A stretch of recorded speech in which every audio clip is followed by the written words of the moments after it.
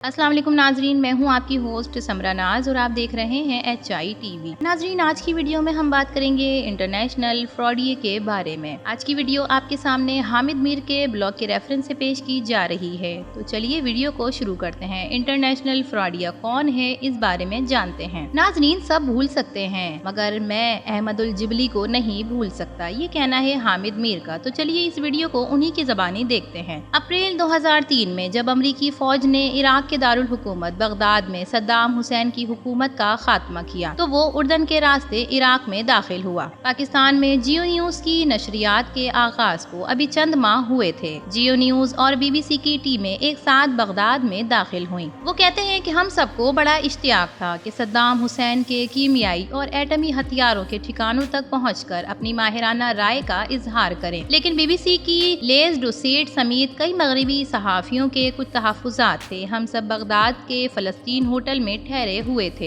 एक दिन मैंने अमरीकी फौज के एक अफसर का इंटरव्यू किया और इससे पूछा कि आपको सद्दाम हुसैन के कीमियाई और एटमी हथियार मिले। अमरीकी अफसर ने इनकार में जवाब दिया और कहा कि हम जब WMD weapon of mass destruction सामने ले आएंगे, जब हम फलस्तीन होटल की छत से अपने वीडियो फोन के जरिए ये इंटरव्यू अपने न्यूज रूम को भेज रहे थे तो बरतानवी सहाफी फैसिक बड़ी दिलचस्पी से ये इंटरव्यू सुन रहे थे। रॉबर्ट फैसिक से मैं पहले अफगानिस्तान में मिल चुका था, ये कहना है हामिद मीर साहब का। उन्होंने बताया कि अमेरिका को सद्दाम हुसैन के WMD कभी नहीं मिले। मैंने वजह पूछी तो फैसिक ने कहा कि दरअसल WMD एक धोखा है, इनका कोई वजूद ही नहीं। अगले दिन सद्दाम हुसैन के एक मुखालिफ इराक लीडर अहमदुल जिबली ने बगदाद में प्रेस कॉन्फ्रेंस की और कहा कि बहुत जल्द सद्दाम हुसैन के WMD दुनिया के सामने आ जाएंगे। प्रेस कॉन्फ्रेंस में रॉबर्ट फैसिक ने कहा कि अहमदुल जिबली से कुछ सवालात पूछे गए, लेकिन जवाब दिए बगैर ही अमरीकी सिक्योरिटी के हिसार से गायब हो गए। फैसिक ने अहमदुल जिबली को एक इंटरनेशनल फ्रॉडिया करार देते हुए कहा कि ये शख्स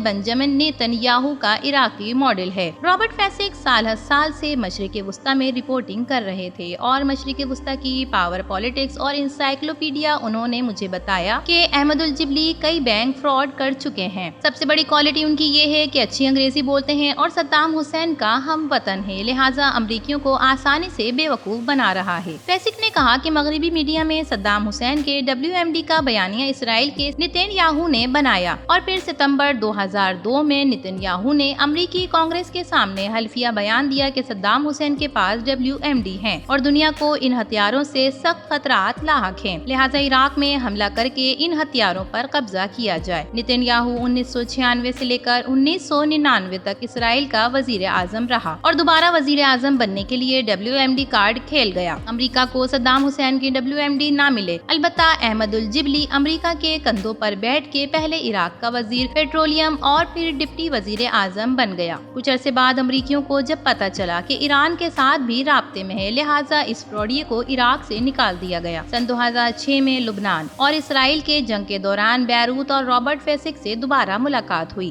फैसिक का कहना था कि जिस तरह अहमदुल जिबली जैसे मफाद परस्तों ने अमेरिका के हाथों इराक को तबाह कराया, अब नेतन्याहू जैसे मफाद परस्त अमेरिका को ईरान के खिलाफ इस्तेमाल कर रहे हैं। मैंने फैसिक से कहा कि नेतन्याहू अब इसराइल का वजीर आजम नहीं रहा। फैसिक को यकीन था कि आलमी सेहूनी तहरीक नेतन्याहू को दोबारा इसराइल का वजीर आजम जरूर बनाएगी। फैसिक बार बार नेतन्याहू के बाप का जिक्र करता था जो ग्रेटर इसराइली का हामिल था, लेकिन सच्ची बात यह है कि फैसिक के आलमाना गुफ्तगू पर ज्यादा तवज्जो नहीं दी क्योंकि मेरा फोकस जंग की रिपोर्टिंग पर ज्यादा था। गुज़िश्ता हफ्ते इसराइल ने ईरान पर हमला किया तो हमले की टाइमिंग के बाइस मुझे रॉबर्ट फैसिक बहुत याद आए और कहा करते थे कि नेतन्याहू अमेरिका को ईरान के खिलाफ इस्तेमाल करेगा। 15 जून को मस्कत में ईरान और अमेरिका के दरमियान मुज़ाकरात का फाइनल रायवंड होने वाला था। अमेरिकी सदर डोनाल्ड ट्रंप ने इसराइल को ईरान पर हमले से रोका और कहा कि मुज़ाकरात के फाइनल रायवंड का इंतजार करो, लेकिन नेतन्याहू ने 13 जून को हमला कर दिया। नाजरीन, सन 2009 में इसराइल का दूसरी मर्तबा वजीर आजम बनने के बाद नेतन्याहू मुसलसल ईरान के एटमी प्रोग्राम के खिलाफ शोर मचा रहा है। वो 2009 से 2021 तक वजीर आजम रहा और सबसे अहम बात یہ ہے کہ اس نے اسرائیلی خفیہ ادارے موساد کے ذریعے ایران کے کئی ایٹمی سائنسدانوں کو قتل کرایا۔ 2022 میں تیسری مرتبہ اسرائیل کا وزیر اعظم بن گیا اور اسرائیل کی تاریخ میں سب سے طویل المدت تک حکومت کرنے والا وزیر اعظم، کیونکہ اس کی پشت پر عالمی صہیونی تحریک ہے۔ اس کا باپ بنزیون نتنیاہو عبرانی زبان کا پروفیسر تھا اور گریٹر اسرائیل کا حامی تھا۔ گریٹر اسرائیل میں پورا فلسطین، شام، لبنان اور مصر کے کچھ علاقے شامل تھے۔ بنجمن نتنیاہو کا دادا میلسکووسکی نتنیاہو ایک روسی یہودی تھا، ایک ربی مذہبی رہنما تھا جو کہ سن 1924 میں یروشلم آیا۔ اس نے اسرائیل کے قیام کی تحریک شروع کی۔ بنجمن نتنیاہو یروشلم میں پیدا ہوا، لیکن اس نے امریکہ کی ہارورڈ یونیورسٹی میں تعلیم حاصل کی۔ اس کے بعد 1967 سے 1973 کے عرب اسرائیل جنگ میں حصہ لے چکا ہے اور جنگ میں زخمی بھی ہو چکا۔ اپنے والد اور دادا کی طرح عربوں کو